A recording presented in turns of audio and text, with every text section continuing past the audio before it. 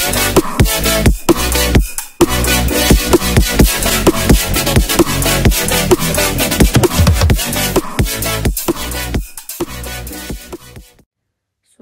шариғатта тек қолма-қол берілген ақша сауданың дұрыс болуына әсер ете ме?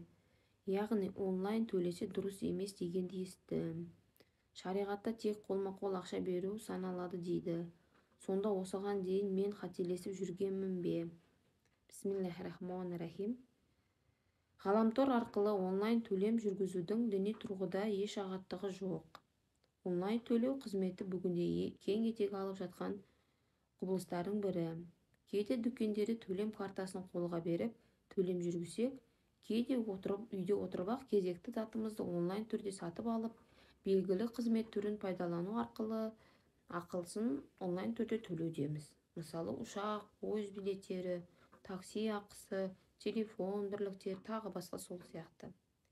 Тек онлайн саудасында сатып алатын затыңыздың не қызмет түрінің қолжетімді әрі түр сипаты белгілі. Бар жоғы ықтималдылыққа сүйенген емес, бағасы нақты, шариғатта адал саналатын заттар болу керек. Бұнымен қатар алаяқтық жайлаған мына заманда сенімділік те маңызды. Тақырға отырып қалмас үшін интернет арқылы зат сатып алған кісі ақшаны тауар қолға тигеннен кейін бергені жөн. Төлемнің қолма-қол болу шарты. Ендігі жерде сіз айтып отырған қолма-қол болу керек деген талап алтын мен күміс немесе валюта сатып алғанда ескерілу қажет дүние.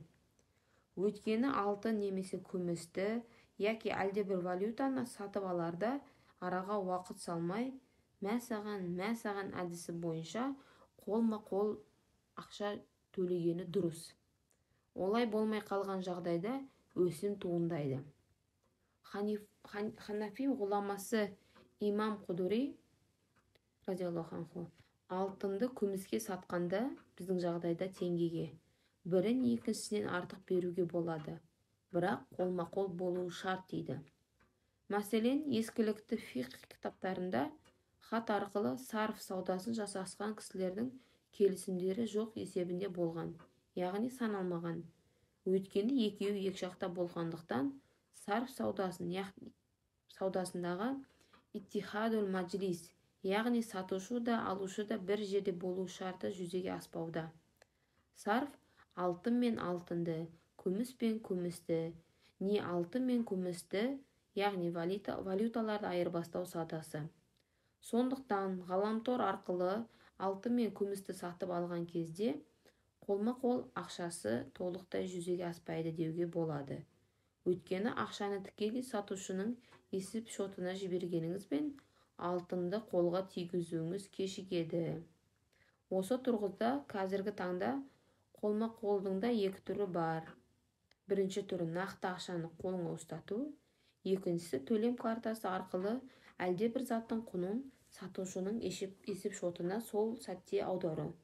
Сондықтан да алтын немесе күмісті яки өзге валютаны сататын жерде төлем картасымен төлем жасау алудың ағаттығы жоқ. Бастасы картаңызда ақша болуы шарт, несиеге алтын не доллар тағы басқа сатып алынбайды.